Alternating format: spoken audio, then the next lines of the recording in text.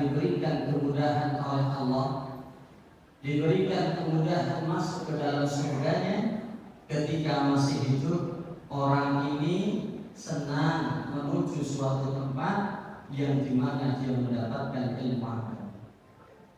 Dan lalu salawat beserta salam senantiasa terlimpah curahkan kepada Nabi kita Nabi Muhammad Sallallahu Alaihi Wasallam. Ibu dan bapak, saya itu senangnya pakai proyektor. Lah Allah bagian sarpranya katanya sakit. Ya, kita doakan semoga lekas sembuh. Sebenarnya di rumah ada proyektor saya juga. Lama harinya sinyal positif saya sudah aja. Proyektornya masih di rumah. Masa ada kali ini jebres, kesoling jangan. Ya sudah, tidak apa-apa, lain kali kita pakai proyektor lagi. Nah, dan bapak karena sebenarnya mendekati bulan Dzulhijjah, maka saya ingin membahas masalah kurban sebenarnya. Tapi karena kalau masalah kurban kurang pakai proyektor itu kurang mahal banget. Nah, makanya di kesempatan sore kali ini tema yang ingin saya sampaikan kepada ibu dan bapak adalah yaitu membahas satu tradisi yang dilakukan orang Indonesia ketika selesai melaksanakan puasa di bulan Ramadan. Biasanya ada tradisi apa Bapak Ibu? Halal di siapa yang pertama kali mengadakan acara halal bihalal? Kalau menurut literasi adalah Pak Soekarno pada tahun 1948. Jadi selesai kemerdekaan ibu dan bapak, saat itu ketua partai, pimpinan-pimpinan ada sedikit perselisihan. Kemudian Pak Soekarno ini ingin mengundang para pimpinan agar terjadi kerukunan. Nah, acara ini Pak Soekarno itu bingung mau dikasih nama apa. Dan nama silaturahmi kurang keren dulu. Kemudian ada Kiai Haji Wahab, pendiri kedua NU setelah Kiai Haji Hasyim Asy'ari, memberikan usul kepada Pak Soekarno bagaimana kalau acara ini dinamakan halal di halal. Maka semenjak itu di beberapa instansi dan lembaga sering ada tradisi mengadakan halal bihalal selesai berpuasa di bulan Ramadan. Jadi seperti itu kisah singkatnya. Nah, kemudian di bulan Bapak, insya Allah dirahmati oleh Allah Subhanahu Wa Taala. Terus hukum halal bihalal boleh atau tidak, Bapak? Jadi ini videonya lengkap, dalilnya lengkap. Ya segini, saya tahu ngarap gimana. Sekelasnya Dr. Firanda saja, beliau ini orang Salafi S3 Madinah, bayangkan, ahli dalam bidang akidah. Selama di dalam acara halal bihalal bisa menjaga adab, ya silakan saja. Di dalamnya hanya ada acara kumpul-kumpul, makan-makan bareng, bahkan diselingi pengajian silakan. Akan tetapi kalau di dalam acara tersebut tidak bisa menjaga adab, nah ini yang tidak boleh.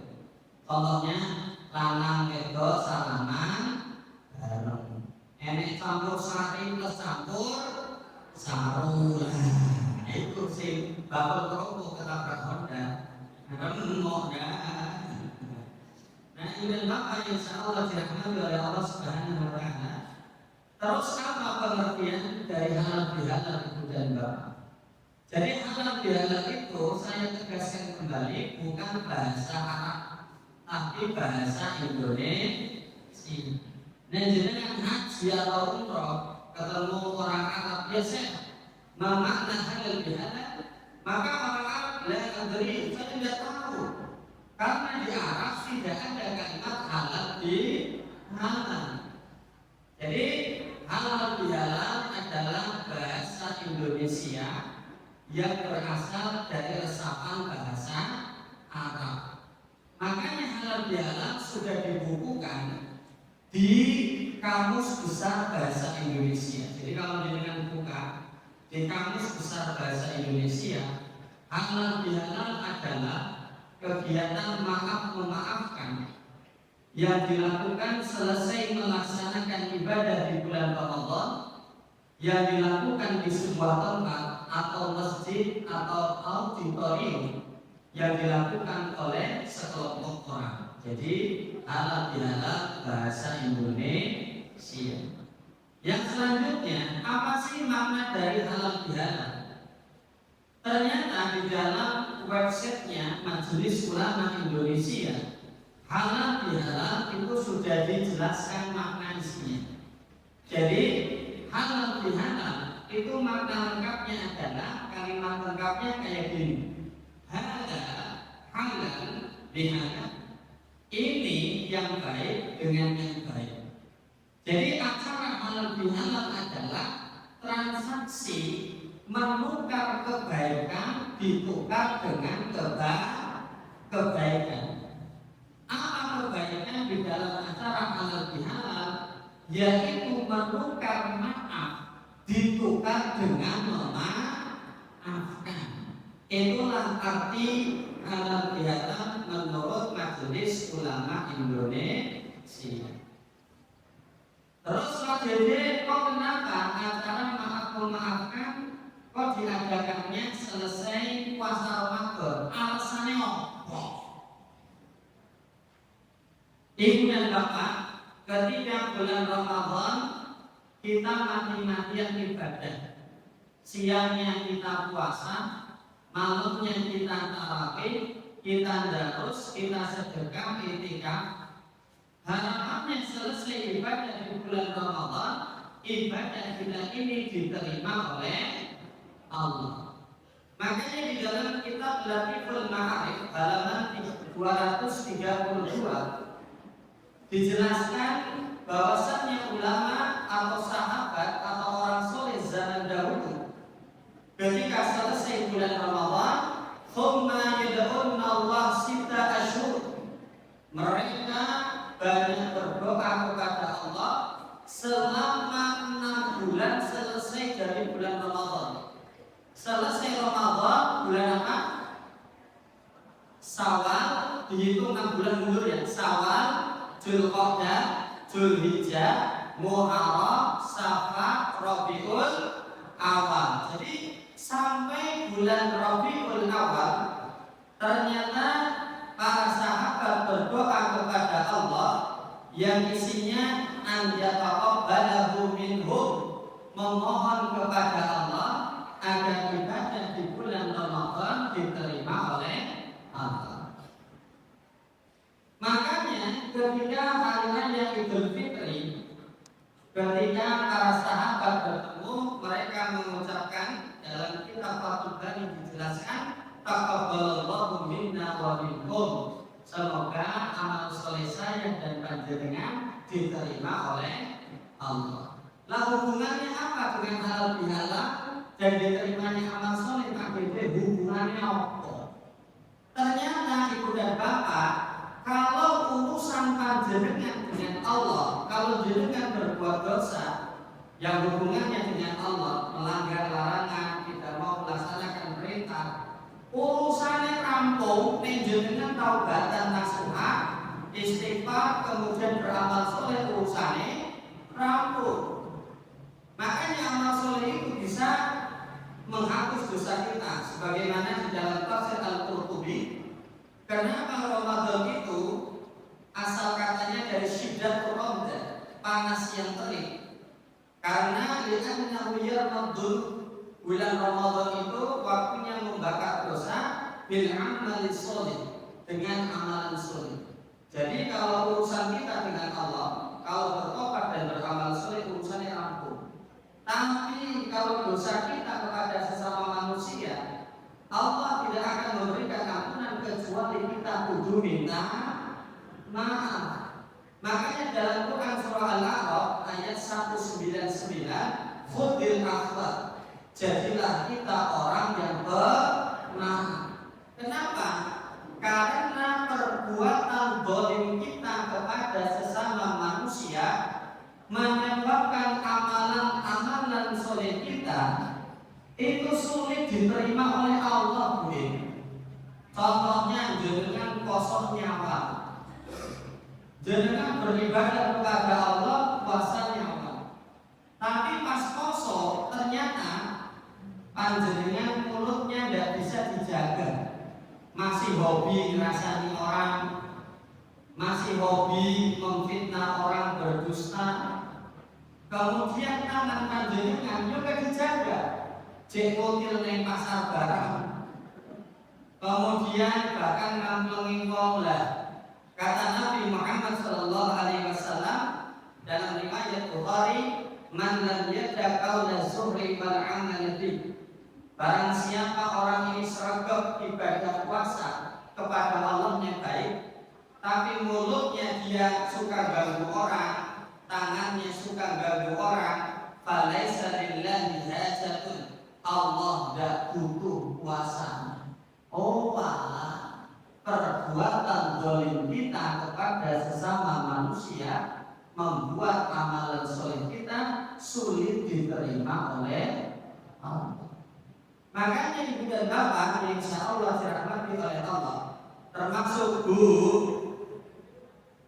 nek jenengan seragam sholat tapi zalim sama suami panjenengan, jenengan wani sama suami, maka ibu-ibu yang seperti ini kalau sholat itu pahalanya tidak akan naik ke atas walaupun satu jengkal di atas kepalanya. Makanya dijelaskan dalam hadis salah satu ada 3 kelompok, la tartafi'u sholatuhum fawqa ru'usihim, yang kalau orang ini sholat ibu dan bapak ternyata sholatnya pahalanya tidak akan naik ke atas, ya. Dijelaskan shibron, walaupun satu jengkal dari kepalanya tidak akan naik. Salah satunya adalah umra'atul batas, sholatnya seorang istri ternyata pada malam tersebut wa zawjuha 'alaiha sakhitun, suaminya marah kepada dia, dikadani kon nganggo kerudung ngeyel orang Jawa anti bojone sulit sholat di kanjeng itu amalannya agak sulit diterima oleh Allah. Jadi kesimpulannya ibu dan bapak, acara halal bihalal itu menyempurnakan ibadah kita di bulan Ramadan. Dengan acara tersebut kita saling bertukar kebaikan, kita menukar maaf ditukar dengan memaafkan, agar amalan kita di bulan Ramadan seperti puasa tarawih dan lain-lain agar diterima oleh Allah Subhanahu wa Ta'ala. Jelas sih kenapa halal bihalal diadakan pasca Ramadan. Selanjutnya ibu dan bapak yang insya Allah dirahmati oleh Allah, Pak Dede, terus hikmah halal bihalal itu apa toh? Ternyata oleh Profesor Dr. Quraisy Shihab, beliau sudah menulis buku yang judulnya Membumikan Al-Quran, yang diterbitkan tahun 1999. Memahami makna halal bihalal, yang pertama menggunakan pendekatan hukum fikih. Halal itu lawan katanya apa Bu? Mengapunten Bapak Ibu, ustaz itu ada 2 jenis. Ada ustaz entertain, ada ustaz ilmiah. Nek ustaz entertain bos, kon lama, kon muncul pinternya. Yang nomor 2 ada ustaz ilmiah, yang dia kalau ceramah menyampaikan Quran, hadis, kaul ulama, tapi nek muncul raiso Pak, koyo aku ini. Makanya saya sampaikan kepada ibu dan bapak, aku nek muncul betul bisa. Jadi yang saya bisa sampaikan adalah Allah wa qala Rasul, bagaimana yang disampaikan oleh Allah dan Rasul. Nah itu yang pertama. Jadi makna halal bihalal menggunakan pendekatan secara hukum fikih, artinya halal itu lawan katanya haram. Berarti halal bihalal itu transaksi menghalalkan sesuatu yang sebelumnya diharamkan Allah. Artinya yang sebelumnya panjenengan punya dosa, dengan acara tersebut dosanya dihalalkan, dosanya diputihkan, kosong. Ini dari Pak Gede ada di dalam hadis yang diriwayatkan Bukhari. Kata Nabi, Nabi, man kana lahu madlumatun li akhihi. Barang siapa di antara kita pernah menyakiti saudaranya, min irdihi, dengan cara mengganggu kehormatannya. Contoh mengganggu kehormatan seperti apa? Satu, yaitu tadi rasani. Dua, suudzon kepada dia atau memfitnah, itu termasuk mengganggu saudara kehormatannya. Atau yang kedua, ausayin, atau dolim kepada saudaranya dengan cara yang lain seperti parkir motor, parkir mobil sembarangan ngarep omahe tanggane. Dua kucing wae tenan. Ora diopeni nek telek ning omahe tanggane. Atau jenengan nyetel musik dangdut koplo buka sete banjure drama. Padahal tanggane ora untune. Padahal tanggane punya bayi kecil, ini termasuk mengganggu tetangganya. Makanya kata Nabi, falyatahallalu minhu, maka mintalah dihalalkan kepada saudaramu, minta dimaafkan agar terjadi kosong. Masih kuat Bapak Ibu? Terus lagi, apa kelebihan orang yang suka memaafkan? Ada 4. Orang yang suka memaafkan, yang pertama keutamaannya menunjukkan dia ini bukan orang sembarangan, menunjukkan dia ini aji sepuh, wong sing duwe ilmu. Bapak Ibu, dudu wong sembarangan. Dalilnya Az-Zumar ayat 9. Qul hal yastawil ladzina ya'lamun wal ladzina la ya'lamun. Apakah sama orang yang berilmu dengan orang yang tidak berilmu? Tentunya berbeda. Orang yang suka memaafkan tandanya dia aji sepuh, wong sing duwe ilmu, dudu wong sembarangan. Contohnya yaitu kisahnya Imam Waqi, gurunya Imam Syafi'i. Imam Waqi adalah ulama besar, gurunya Imam Syafi'i. Suatu hari Imam Waqi ini dicaci maki, dipisu-pisui, dihina, direndahkan. Tapi beliau bermenang, orang balas itu. Kalau kayak gitu terjadi di Madura, ayo coba alam gue beli keluar sering cakok harga diri. Betul. Makanya ibu dan bapak, di Jawa Timur menurut data statistik termasuk provinsi yang tingkat pembunuhannya paling tinggi di Indonesia. Jadi dijelaskan ibu dan bapak di dalam harian Biswai pada bulan Juni tahun 2023 ada survei, ternyata tiap 3 hari ada 2 pembunuhan di Jawa Timur. Makanya tingkat pembunuhannya itu tinggi. Makanya ibu dan bapak, sekelasnya Imam Waqi saja itu dicaci, dimaki, padahal beliau ulama tenanan, ustaz tenanan. Nek Dede Wahyudin cuma remukan pembinaan. Nek beliau ulama tenanan. Bayangkan ibu dan bapak, sekelasnya Imam Waqi saja ada yang mencaci, ada yang memaki. Makanya ada nasihat dari murid beliau Imam Syafi'i, ridwan nas ghayatun la tudrak. Mencari ridhonya manusia adalah cita-cita yang tidak akan mungkin tercapai. Artinya jenengan berharap semua orang senang kepada jenengan, itu perkara yang mustahil, tidak mungkin akan tercapai. Nah, dan bapak insya Allah dirahmati oleh Allah, kita kembali ke kisahnya Imam Waqi. Ketika yang mencaci memaki beliau ini menang, kemudian pergi orang-orang mendatangi Imam Waqi. Ya kenapa panjenengan guru menang nek aku? Apa jawaban Imam Waqi? Lah terus selama ini saya ikut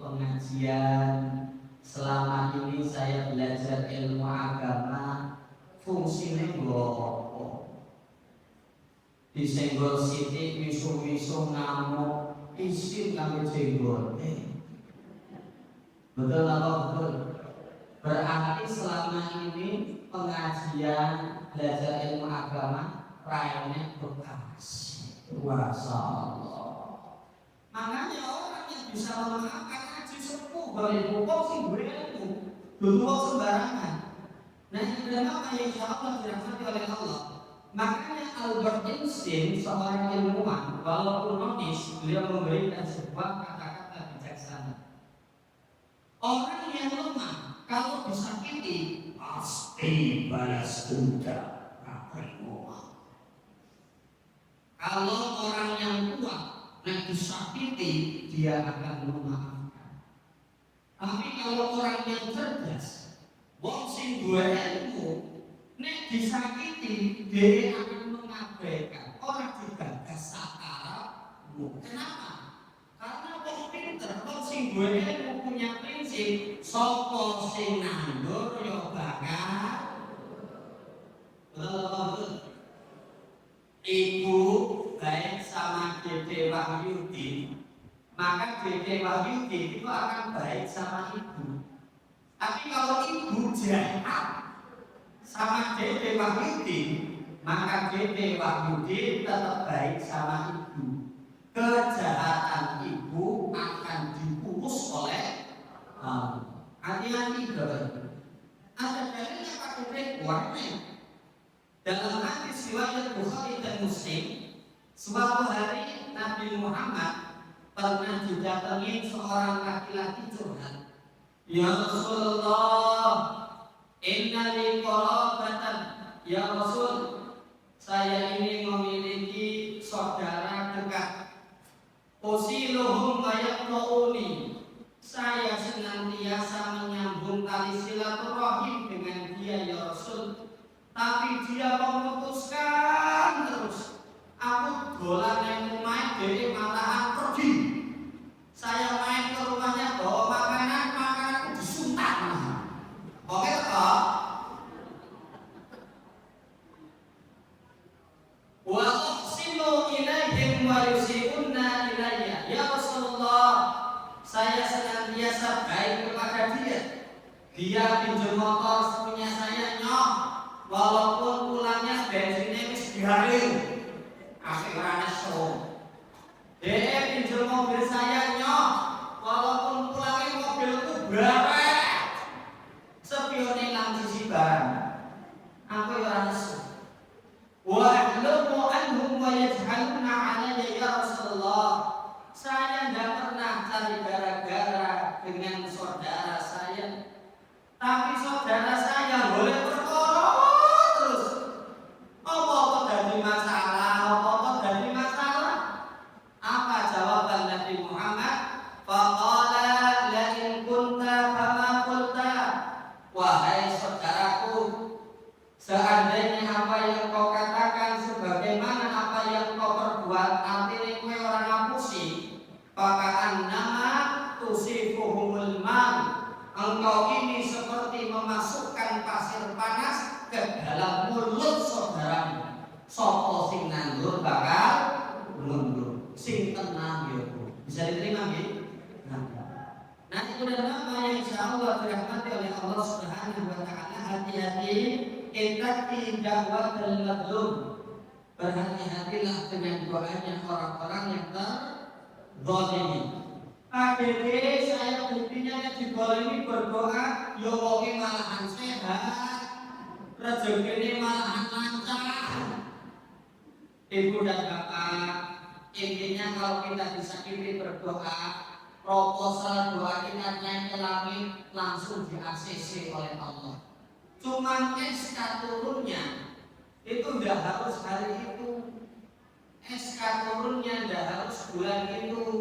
Bisa jadi 5 tahun dari sekarang, bisa jadi 20 tahun dari sekarang. Makanya kalau jenengan saya tua, saya susah, saya kosong istighfar. Eling akan memahami apa? Aduh,